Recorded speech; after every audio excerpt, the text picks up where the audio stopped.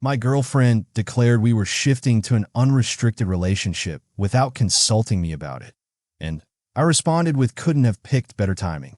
Maya stood there in our downtown apartment kitchen, her confident smile faltering, clearly expecting a very different reaction to her carefully rehearsed announcement that had probably been practiced in the mirror.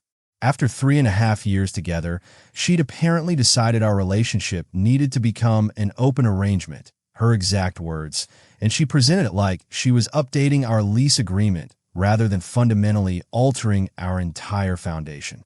The whole speech felt rehearsed, from her casual tone to the way she avoided eye contact, while explaining how modern couples need flexibility to grow as individuals, and how exclusive relationships can become stagnant without room for exploration and new experiences. I watched her face cycle through confusion, then irritation, as my genuine enthusiasm became impossible to ignore or dismiss. "You're not upset?" she asked, and I realized this whole conversation had been scripted in her mind, with me playing the role of devastated boyfriend begging her to reconsider this life-altering decision. Instead, I found myself laughing with relief I hadn't felt in months, maybe even years. "Maya, this is perfect timing actually. I've been wanting to reconnect with old friends and pursue some interests that never really fit into our routine or your social calendar." The way her jaw tightened told me everything. She'd expected tears, desperate negotiations, maybe even a surprise proposal to change her mind and keep our relationship intact. What she got was me already pulling out my phone to text people I'd lost touch with during our relationship, people she'd always found subtle but persistent reasons for us not to see. "Like what interests exactly?" she pressed, and I could hear the control freak in her voice emerging despite her attempt to sound casually supportive of my newfound freedom. "Well, there's this classical music series downtown I've wanted to attend, and some old study groups from college that still meet regularly for book discussions and philosophical debates." Her expression darkened visibly at the mention of college friends, particularly the intellectual ones she'd always dismissed as pretentious or boring. "You seem awfully prepared for this," she said, and there was an edge in her voice I'd never heard before, like she was realizing her perfectly planned conversation was spiraling beyond her control. "Well, you obviously put a lot of thought into this decision," I replied, "so I figure I should match that energy and make the most of this opportunity for personal growth and rediscover myself." The phrase, personal growth, seemed to hit her wrong, probably because she'd used it extensively in her own justification speech just minutes earlier. By evening, I had weekend plans brewing and old friendships to rekindle, while Maya sat on our couch, scrolling through dating apps with an expression that looked nothing like the liberated joy she'd probably imagined feeling in this moment. Her calculated move to gain freedom while keeping me as emotional backup had backfired spectacularly, and we both knew it without having to acknowledge it aloud. The silence between us felt different now. Not comfortable familiarity, but the awkward distance between two people who'd just discovered they wanted completely different things from life. I spent my first weekend of freedom reconnecting with Sophia, my former college study partner, who'd recently moved to the city for her residency at the prestigious medical center, and their afternoon coffee turned into something I hadn't experienced in years: genuine intellectual connection. I texted her Friday evening, explaining my newly single status with probably more enthusiasm than was dignified, and she'd suggested meeting at that little cafe near the university district where we used to spend entire afternoons debating literature and philosophy during our undergraduate years. What started as catching up over lattes evolved into an entire day exploring art galleries and discussing our shared passion for classical literature. Interests Maya had always dismissed as pretentious intellectual posturing that served no practical purpose. Sophia remembered details about my undergraduate thesis on modernist poetry that I'd forgotten myself, and when she mentioned having season tickets to the symphony through the hospital's cultural program, I felt something click into place that had been missing for years. "You haven't changed," she laughed, watching me get animated while discussing a Rothko exhibit. "Still getting that excited look when you talk about things you're passionate about." Her genuine appreciation for intellectual curiosity felt like rediscovering a part of myself I'd forgotten existed. Meanwhile, Maya was having her own encounter with Brad, the bartender from the upscale lounge where she attended networking events. But from her increasingly frequent texts throughout the day, things weren't going according to her carefully constructed fantasy. "He's not much for conversation," she wrote around noon, followed an hour later by "think I'm ready to head home early." The stark contrast between my intellectually stimulating day with Sophia and Maya's disappointing hookup revealed the fundamental mismatch in our expectations about what this freedom would actually provide either of us. While Maya had imagined exciting romantic adventures filled with passion and validation, she'd apparently found the reality hollow and unsatisfying compared to her elaborate fantasies about liberation and sexual empowerment. I, on the other hand, had rediscovered parts of myself that had been dormant for years, talking with someone who genuinely appreciated the things that made me tick rather than tolerating them as quirks to be managed. This was exactly what I needed, I told Sophia as we parted ways at the metro station after discussing plans to attend a lecture series together, and I meant it more deeply than I'd expected when the day began. When I returned to the apartment that evening, Maya was already there, looking deflated and somehow smaller than when she'd left that morning with such confident excitement. "How was your day?" she asked with forced casualness, and I found myself editing heavily, sensing that my genuine excitement would somehow make her feel worse about her own disappointing experience. "Educational," I said simply, but even that seemed to land wrong, highlighting the growing gap between our very different days of supposed freedom. Maya's best friend and roommate from college, Sarah, called with shocking news that shattered Maya's fragile confidence in her decision. She'd spotted me at the Symphony Hall with an absolutely stunning brunette in a designer dress during the opening night gala. I wasn't there to witness Maya's reaction firsthand, but I could imagine her face draining of color as Sarah casually mentioned that the woman looked like serious girlfriend material, not just some casual fling you're having fun with. The revelation that I'd moved seamlessly from our relationship into what appeared to be a sophisticated, cultured connection made Maya realize she may have severely underestimated both my desirability and my readiness to move on completely. Sarah's description was painfully detailed. She noticed Sophia's elegant posture, the way she laughed at something I'd said during intermission, and how we'd moved through the crowd with the easy comfort of people who genuinely enjoyed each other's company. "They look like they belong together," Sarah had said, unknowingly twisting the knife deeper, like one of those couples you see in magazine spreads about successful young professionals. Maya's confidence crumbled as she processed that I wasn't struggling with our break, but thriving in ways she'd never imagined possible during our years together. The woman Sarah described sounded everything Maya had always insisted I wasn't sophisticated enough to attract: cultured, professionally accomplished, and moving in social circles Maya had assumed were beyond my reach. "You sure it was Jake?" Maya had asked desperately, but Sarah's confirmation was definitive. She'd recognized me immediately and had even considered approaching until she realized the intimate nature of my evening with this mystery woman. The phone call ended with Maya frantically scrolling through social media, trying to piece together clues about who this woman might be and how serious our connection had become in just 1 week. Her panic intensified when she realized that while she'd been settling for disappointing encounters with Brad, I'd apparently upgraded to someone who represented everything she'd claimed to want in terms of sophistication and cultural refinement. The irony wasn't lost on her that the very qualities she'd mocked in me, my appreciation for art, literature, and classical music, had apparently attracted exactly the kind of woman she'd always aspired to be. Maya spent the rest of the evening alternating between fury and desperation, finally understanding that her calculated move might have cost her something irreplaceable. "This isn't how it was supposed to go," she whispered to herself, but the universe had already moved beyond her carefully laid plans. Through social media stalking and mutual connections, Maya discovered that Sophia wasn't just any random woman.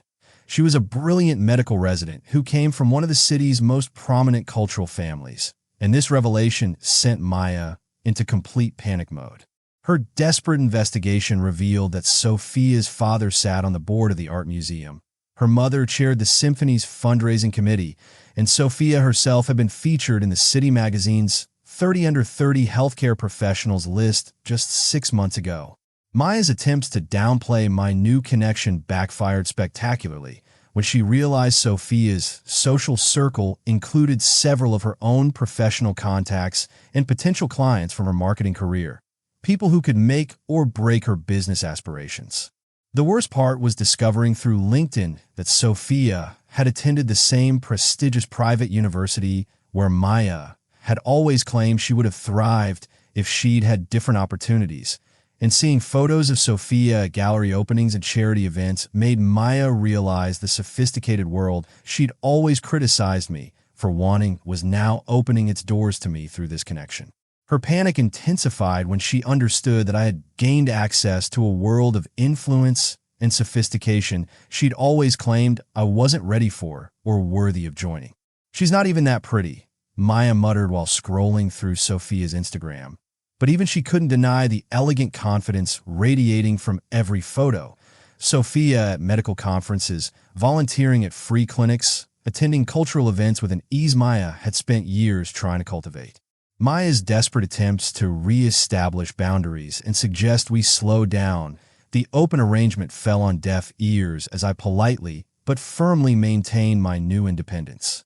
I thought we agreed this was what we both wanted. I reminded her when she tried to initiate a check-in conversation about our arrangement, and her forced smile couldn't hide the growing desperation behind her eyes.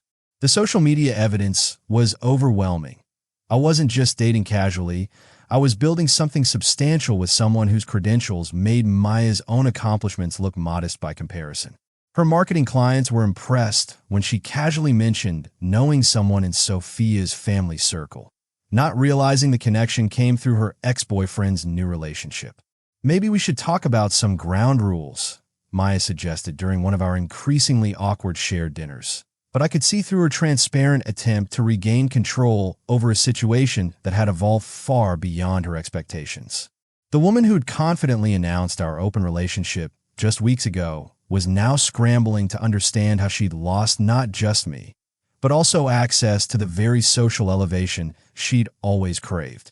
Maya's professional networking events became torture sessions where she had to smile and make small talk with people who casually mentioned seeing that charming young man at various cultural functions, never realizing they were describing her ex-boyfriend's rapid ascent into circles she'd never managed to penetrate herself. Maya's behavior became increasingly erratic as she attempted to sabotage my budding relationship through manipulation and interference that grew more desperate by the day. She started showing up unannounced at places she somehow knew I'd be: the coffee shop near Sophia's hospital, the bookstore where we'd planned to browse poetry collections, even the symphony hall lobby during intermission of performances I'd mentioned attending.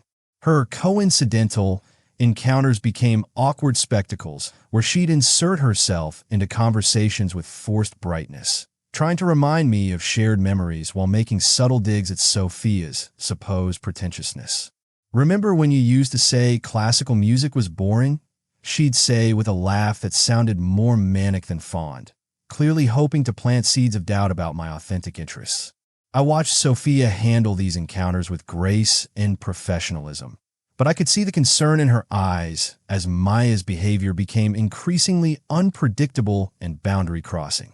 Maya created uncomfortable situations by leveraging our mutual friends, trying to weaponize our shared social circle against my new relationship by spreading subtle implications that I was having some kind of breakdown or midlife crisis. "He's just not acting like himself," she'd tell people with manufactured concern, hoping they'd intervene on her behalf to restore our previous dynamic. Her professional life began suffering as she became obsessed with monitoring my activities, leading to missed deadlines and strained client relationships that had taken her years to build. I discovered through Sarah, who felt guilty about Maya's behavior, that Maya had hired someone to do background research on Sophia, looking for any scandal or weakness she could exploit. The situation escalated when Maya attempted to convince our mutual friends that my relationship with Sophia was some kind of rebound fantasy that would inevitably crash, positioning herself as the concerned ex-girlfriend trying to protect me from making a terrible mistake. "She's just not his type," Maya insisted to anyone who'd listen, apparently forgetting that she'd been the one to end our exclusive relationship in the first place. Her own increasingly unstable behavior became the real concern among our social circle, with friends privately expressing worry about Maya's obsessive focus on my new relationship rather than her own supposed liberation. Maya started calling and texting at all hours with important things she'd forgotten to tell me, manufactured emergencies that require my immediate attention, and transparent attempts to create drama that would force me to choose between Sophia and managing Maya's emotional crisis. The final straw came when she showed up at Sophia's hospital under the pretense of a medical concern, hoping to catch us together and create a scene that would embarrass Sophia professionally. Security had to escort Maya out when she became belligerent, and the incident was reported to hospital administration, creating exactly the kind of professional scandal Maya had apparently hoped to cause, except she was the one who looked unstable and vindictive rather than sympathetic. I discovered through Sarah, who could no longer handle the guilt about Maya's behavior, that Maya had been emotionally involved with Brad for weeks before her unrestricted relationship announcement, using our new arrangement as cover for an affair she'd already begun developing. The messages Sarah reluctantly shared revealed Maya's detailed plans to transition away from me once she'd secured Brad's commitment, viewing the open relationship as a safety net rather than genuine desire for mutual freedom and exploration. She had it all mapped out, Sarah explained during our uncomfortable coffee meeting, showing me screenshots of conversations where Maya discussed her strategy for keeping me emotionally available while pursuing what she saw as a more exciting option. The texts were brutal in their calculated coldness. Maya describing me as safe but boring, and explaining to Brad how she planned to gradually shift our living situation once she was confident he wanted something exclusive with her. However, Brad was never interested in anything beyond casual encounters and had been seeing multiple women simultaneously, leaving Maya with neither the security she'd assumed he would provide nor the relationship she'd carelessly discarded. Sarah's revelation included Maya's increasing desperation as Brad made it clear he had no intention of becoming exclusive with anyone, particularly not someone who was obviously trying to manipulate their way out of another relationship. She thought she was so clever, Sarah said, but Brad saw right through the whole thing and told her he doesn't date women who are still living with their boyfriends. The messages showed Maya's growing panic as she realized Brad viewed her as just another casual option, not the sophisticated woman she tried to present herself as. Meanwhile, my relationship with Sophia had developed into something genuine and substantial, based on shared interests and mutual respect rather than manipulation and calculated moves. I realized the extent of Maya's calculated deception and made the definitive decision to end our relationship entirely, moving out within the week and cutting all unnecessary contact. "I never want to see you again," I told Maya when she tried to explain her actions as just exploring options, and I meant it completely. The woman who'd confidently declared our relationship open had revealed herself to be someone capable of elaborate deception and manipulation, someone I no longer recognized or respected. Sarah apologized repeatedly for keeping Maya's secret for so long, explaining that she'd hoped Maya would come to her senses and confess everything herself before it went too far. The truth was that Maya had never wanted an open relationship. She'd wanted a guaranteed backup plan while she pursued what she thought would be a better option, never considering that I might find genuine happiness elsewhere, or that her supposed upgrade might see her as nothing more than a temporary distraction. 8 months later, I had moved into my own apartment in the city's arts district and was in a committed relationship with Sophia, whose intelligence and genuine support for my interest had transformed my confidence and social standing in ways I never thought possible.